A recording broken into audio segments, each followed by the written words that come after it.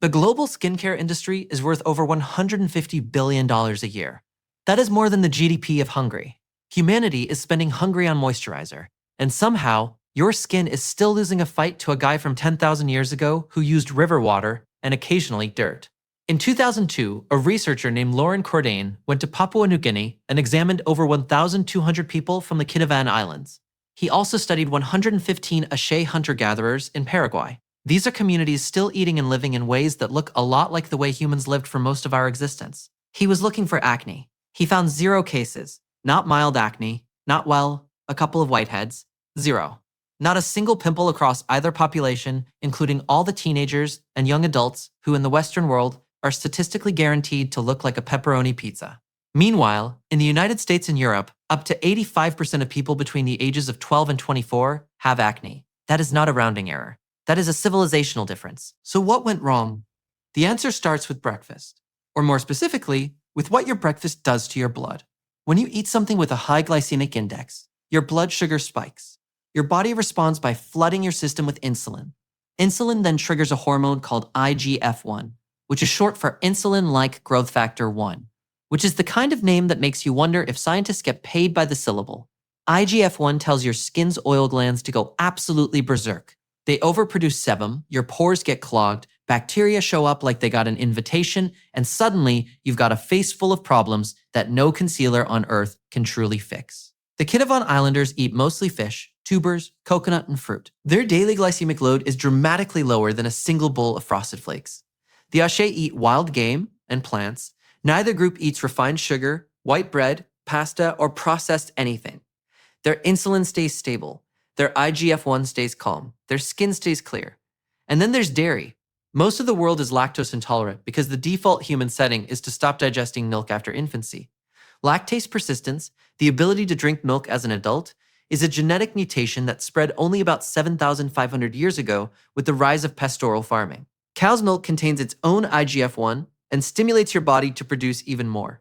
Multiple meta-analyses published in the Journal of the American Academy of Dermatology have found a positive association between dairy consumption and acne.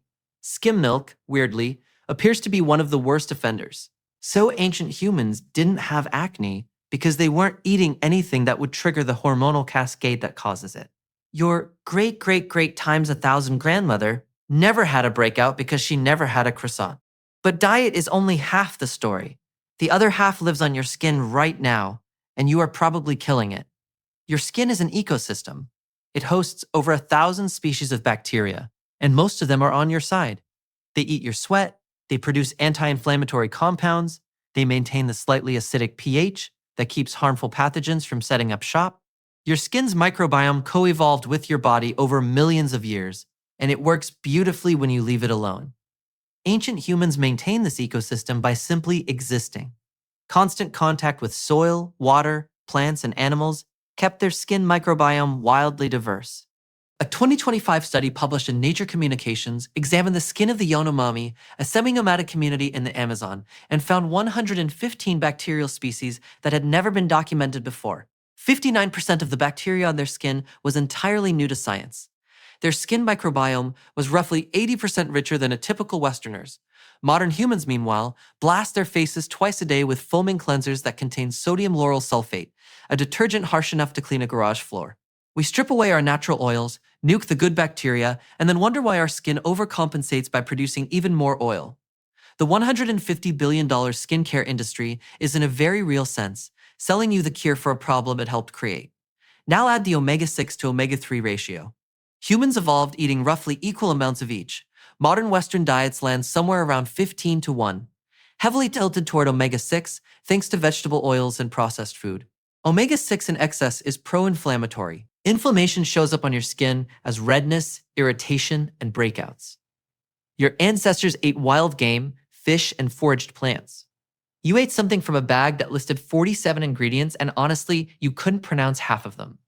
Then there's stress. Ancient humans dealt with acute stress.